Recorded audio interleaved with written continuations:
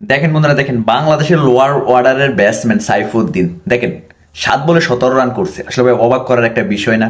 দেখেন প্রথম বলটাই নামিয়ে প্রথম বলে একটা 4 হাঁকিয়ে দিছে।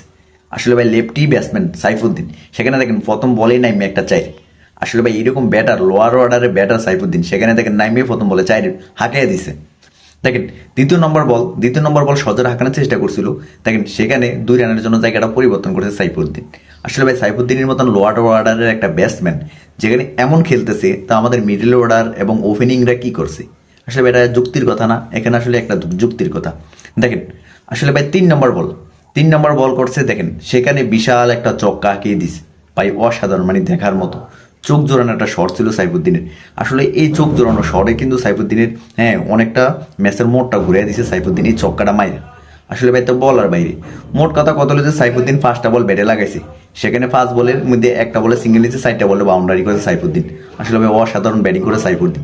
সেখানে দেখেন একটা বল সিঙ্গেল নিচ্ছে, তারপরে বল দেখেন লাস্ট বলে একটা বাউন্ডারি হাঁকাইছে সাইফুদ্দিন। দেখেন লাস্ট বলে বাউন্ডারি হাঁকায়া সাইফুদ্দিন আসলে ম্যাচের মোড়টা অন্যরকম ঘুরে দিছে। সেখানে ম্যাচটা বাংলাদেশ জিতে যায়। হ্যাঁ, 7 বল খেলার পরে সাইফুদ্দিন 7 বলে 17 রান করছে বাংলাদেশ টিমের আজকে। আসলে অসাধারণ একটা ব্যাটিং পারফরমেন্স করছে সাইফুদ্দিন।